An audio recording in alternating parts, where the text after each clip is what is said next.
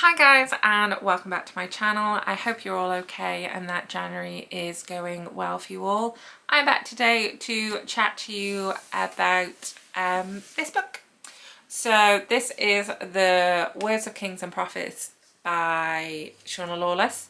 I'm just going to do a review today, go through my thoughts, my feelings, and just kind of give an overall view of this book. So yeah, stick around and we'll get into it.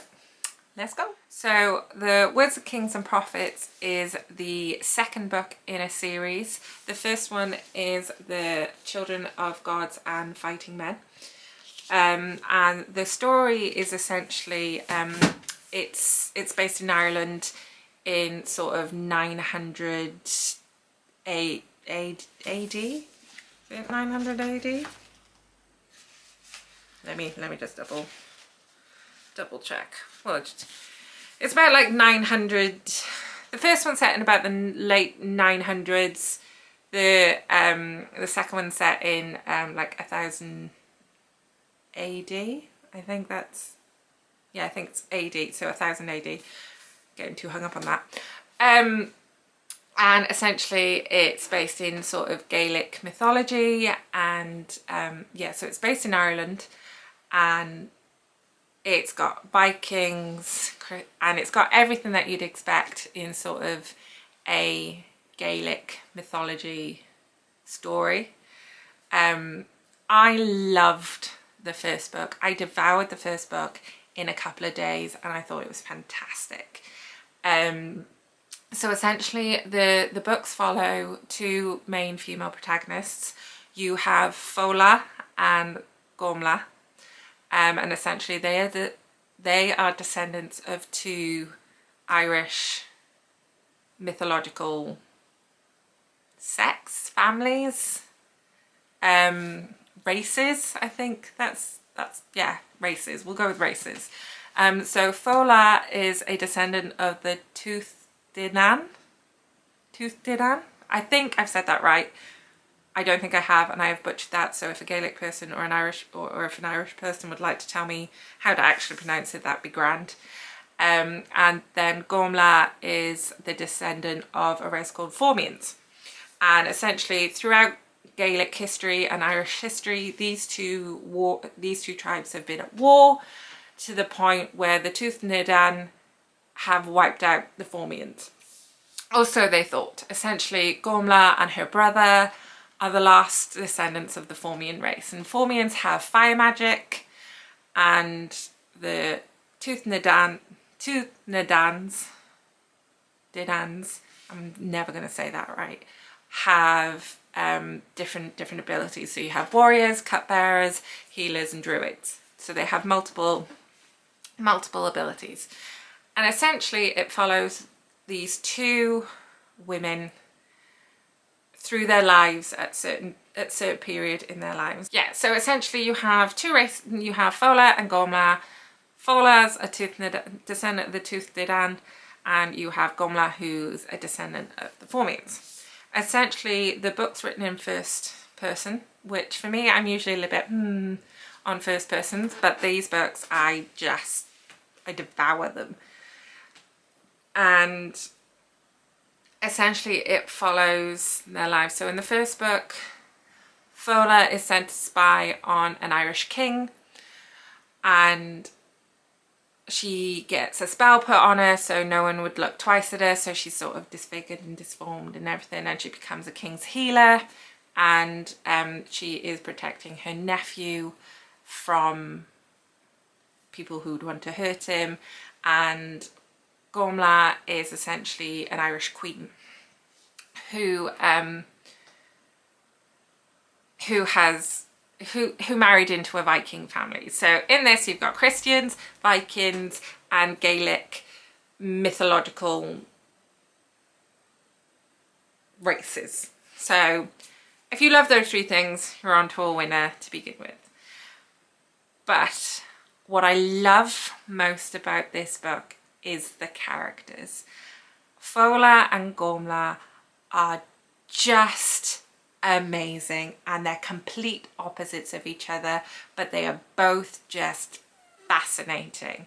Just absolutely one, like, I think having read the second book, I think Gormla is starting to edge, like I love Fola, don't get me wrong, I think she's fantastic, and she is the good one, shall we say. She is a healer, she wants to help people, she's just kind and hearted, and she's got so much pain in her history and everything like that, and she's wonderful and she's great. But Gormla, oh, now that's a spicy, oh, she's a spicy character, I tell you that. She's fantastic, because she's, I suppose, the bad one, but she's such a complex character. So essentially, because she is one of the last Formians, her mother has essentially growing up, her mother abused her, so she would learn how to control her magic. Then she was essentially sold off to a Viking, so for a political alliance, and he was essentially a lot older than she was. Then her husband died, and then she has a son, and her son essentially betrays her, and it's all the political goodness you would want in a story like this. But how she copes with it is brilliant. She is such a manipulative person. She will use every advantage she can to get ahead, and it's so much fun to read. And especially in the first one, I thought she was a bit of a, she was a bit of a bitch. And that's fine. But in the second book, you kind of get into her mindset a lot more. And I find her so much fun to read, because you're just like, what is she going to do next? It's just, what can she think of that will get her ahead? And for most of the first book, she doesn't use any of her magic. It's just her brain. It's just her brain that gets her through it. And it's only in the second book that she starts using her magic a lot more. And you're just like, oh my God, this woman's, she's incredibly powerful, but she's slightly becoming unhinged. Or I feel like she's becoming slightly unhinged. And I can't wait to see what she does next. She's so much fun to read. She's absolutely off a bloody rocker. And it's brilliant. And she's so powerful. And in the first book, she's kind of, she kind of takes a step. She's in the shadows of her son, of her husband, and all the men that are in her world. And in the second book, she's kind of the same, but you start to see her build her power. You start to see her realizing, you know what, F these lot, I'm going to strike out, like, I can do this. I am powerful. I can do whatever I set my mind to.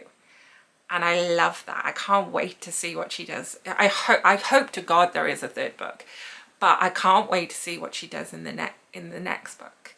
I think Gormla is she's a fantastic character, and she's so complex, because there's so much, she has so much insecurity from when she was a child, from when her father beat her, her mother beat her, her brother is a dickhead, like a massive dickhead.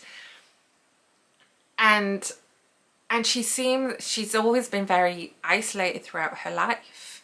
So to see this now, to see her start to find her own, a love for herself, instead of just thinking, I'm a queen, I deserve this. It's like, no, I have the power to do and survive by myself. And I think that's a really interesting, I really like that aspect.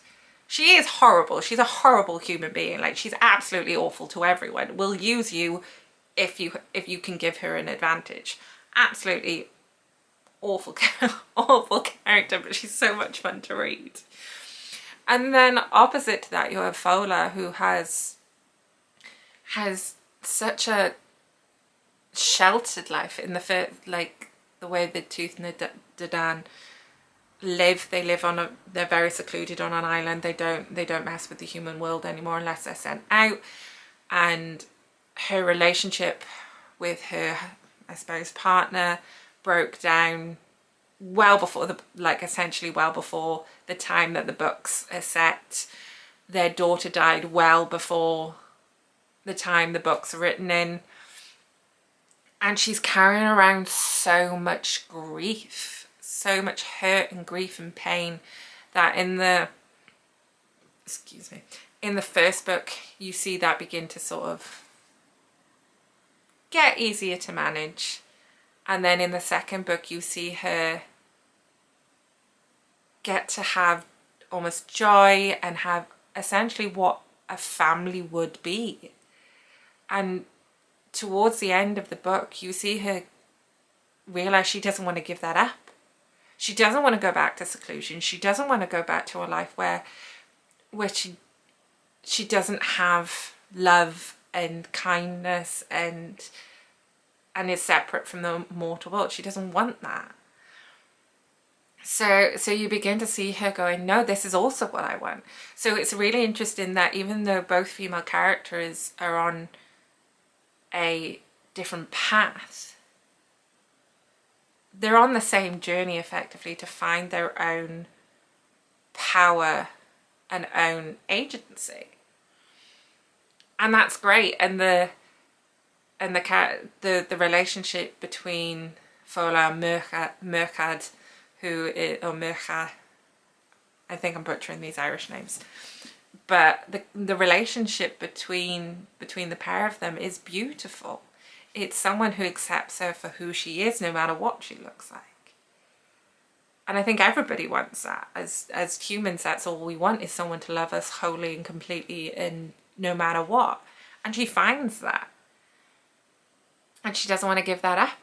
And honestly, the characters are just fantastic in this. And in the first one, you have battles and things like this, but in the second one, you don't really get that. You get more of the day-to-day life in sort of a Irish dun and the actual sort of political underworkings before all the great battles and this, that and the other. I think the only real battle you get is towards the end of the book, and that's it. And it's just a sort of, the writing style's really easy and it always flows really lovely, and I could have quite happily read it in one night. Unfortunately, life gets in the way and I've got to go to work, but there we go. And they're just great reads. They're just great stories. Even without battles and the world ending, it's just literally Ireland trying to fight for peace, and just these people just want to live in happiness. And they're just great books. They are fantastically good books. Yeah, I don't want to say too much because I don't want to give too much away, because I would highly recommend this series. I think Shauna Lawless is a fantastic writer and it flows wonderfully. So I was really pleased when the second one came out, but now I just want the third one, and now I probably have to wait another year, which is kind of sad. But yeah, there's so many, especially if you like political fantasy, then this is probably a good series to read. I mean, the fantasy element, sort of magic and all that sort of stuff, isn't in it heavily, but it's there enough to keep you hooked if that's what you're after. But if you love political or even historical fantasy, these are fantastic books to read. So yeah, so I really enjoyed these books. If you guys have read these books, then let me know down in the comments. Again, if you listen to me ramble for about 15-20 minutes, thank you greatly to you guys for sticking around. If you like this video, then click the like button, and if you never want to miss a video from me, then hit that subscribe button and make sure you never miss a video. Hopefully I'll be back soon with another review for you guys. But yeah, in the meantime, have a great rest of your January, and I'll see you guys soon. Bye.